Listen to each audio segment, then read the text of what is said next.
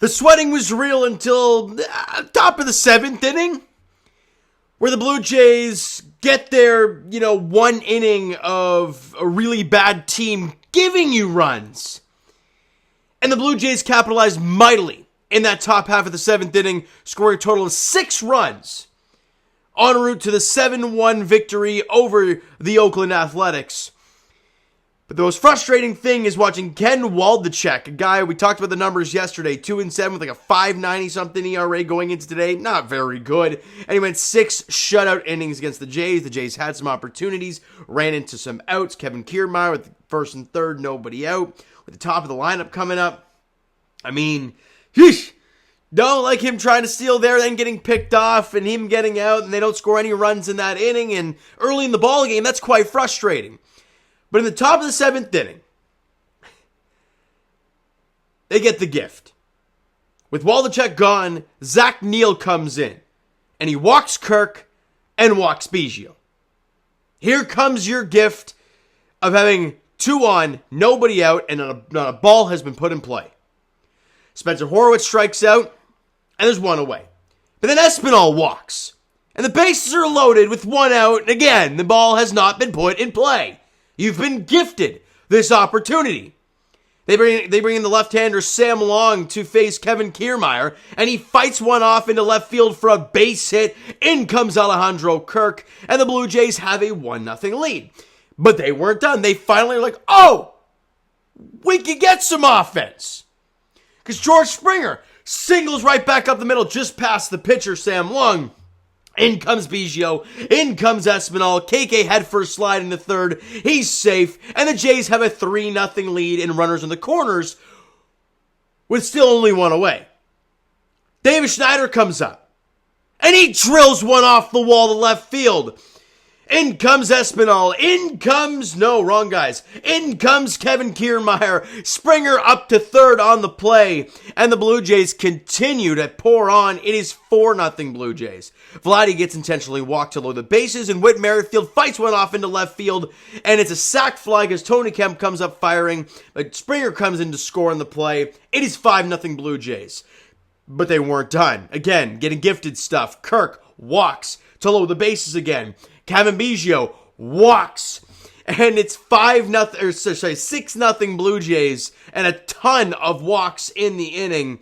You got gifted runs, you made them pay with the hits, and that's what you're supposed to do. We talked so recently about Seattle on their hot streaks and all these bloop singles and errors that have been committing in big moments again, for them, right? We've seen that the last couple days now. The Rockies almost gifted the Blue Jays the series sweep, but unfortunately couldn't complete the comeback and get 1 hit. But today you got gifted the bases loaded and you drove in a bunch of runs. Great. Is this a game where I look at, and again, like I've said to you guys in previous videos when I was in Colorado, now I'm obviously back home. Am I ecstatic? Am I proud of them for a win like this? No, but the win is the most important thing. With the win today, the Jays are now 77-62 on the year. For the first time this year, they're 15 games over the 500 mark. And most importantly, they're back in a playoff spot. We'll get to that shortly. But after the 6-run frame, bottom of the 7th inning, Jordan Diaz, it's an RBI single scoring Seth Brown, making it 6-1. But at the top of the 7th inning, off a double from Kevin Kiermaier with an error that led to him getting to third, Springer then singles to left field, scoring KK. And the Blue Jays build up the lead. It's now 7-1, and obviously that's all she wrote. Was it a picture-perfect game? No. But without guys like Bo Bichette, Brandon Belt, Danny Jansen, and you can throw Matt Chapman, even though he has been really rough, since really April and May. Like, it's been quite a while for Chap. You're missing a lot of guys, and you're winning ball games. That's the most important part for me right now. When it comes to this Texas series, yeah, that's when things are going to look a little different for us, right? If this lineup still looks like this, then the faith might not be there. But we'll see how it goes moving forward. Let's get to these player stats, shall we? George Springer, another multi-hit game for him. He was 2 for 4 with a run, scored 3 RBIs in the day, and he walked once as well. Got on base 3 of the 5 times that he came to the dish. Vladdy went 1 for 4 in the ball game, so again, not a great day today, but he was very good yesterday. But again, you want to see it consistently from him. Alejandro Kirk, another really good day, and over the last 2-3 weeks, Kirky's been really good. 2 for 3 with a run scored, walked twice today. He's now hitting .256 with a .340 on base percentage. I didn't realize this, guys, and I had to bring this up in the Blue Jays center chat. Alejandro Kirk now has 37 strikeouts on the year. 37 in 101 games, 345 plate appearances going into today. With the 2 walks today, he has 33 walks to 37 strikeouts. That is absolutely bananas. And over the last 2 weeks, Kirk's pushing that 1,000 OPS mark. So he's starting to find at the right time, especially with Danny Jansen not able to play right now. You need him to step up offensively, and you've been getting that over the last little while. So that's great to see.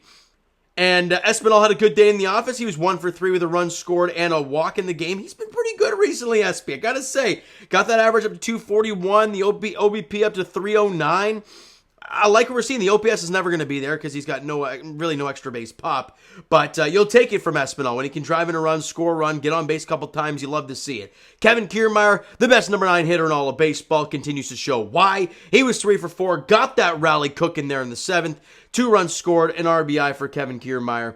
274 average with a 334 on base percentage, and OPS going into today of 747 as your number 9 hitter.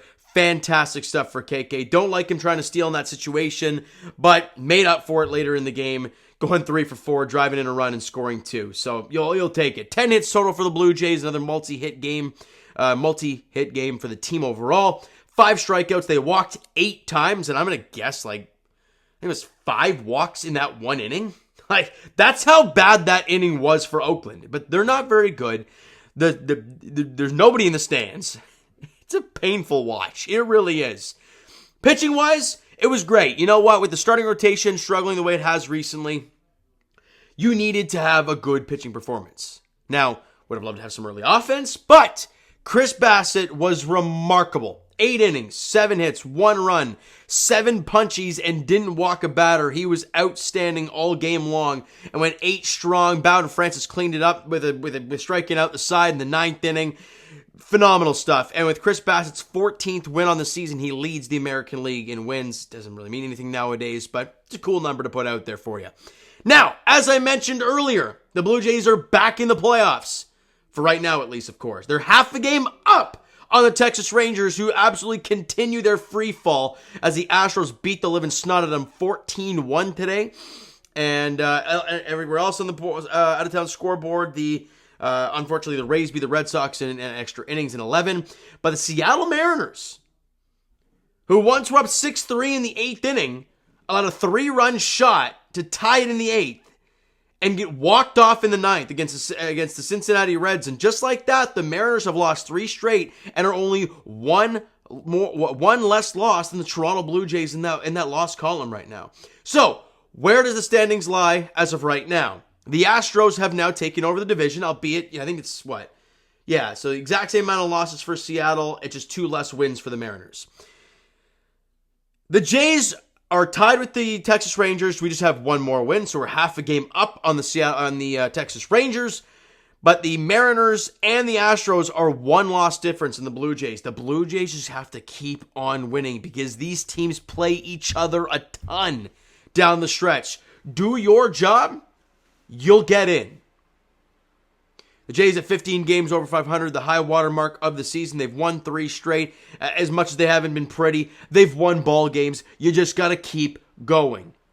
On to tomorrow, the finale of the series. You guys know what we want to see. Couple lefties on the hill for either team tomorrow. J.P. Spears, probably their best starting pitcher, goes for the Oakland A's tomorrow afternoon. It's a 3:07 first pitch. 3:37, excuse me. First pitch, local time. It's good to be back. I don't have to do that conversion anymore. J.P. Spears gets the ball for Oakland. Hyun Jin Ryu gets the ball for the Blue Jays in the finale of the 3 games set at the Coliseum in Oakland. Thank God, let's get out of there and then get back home and play KC. All right, so you know what, guys? That is going to do it for this one. If you enjoyed the video, and enjoyed that one inning and the result, because that's really and Bass's performance. Hit that like button. I do appreciate it. Hit the subscribe button. You guys not already. Comment down below your thoughts on the video, thoughts on the game. Would you like, would you not like from today's game for the Toronto Blue Jays? Twitter, Discord, Instagram, TikTok, all that stuff is down below. So follow up there if you guys not done so already. And of course, I'll talk to you tomorrow. The finale of the 3-game set against Oakland. 3:37 first pitch at the Coliseum. Hyun Jin Ryu, JP Spears is the pitching matchup. Thank you guys so much for listening and watching. I hope you enjoyed the video and the dub today. We'll talk to you guys then.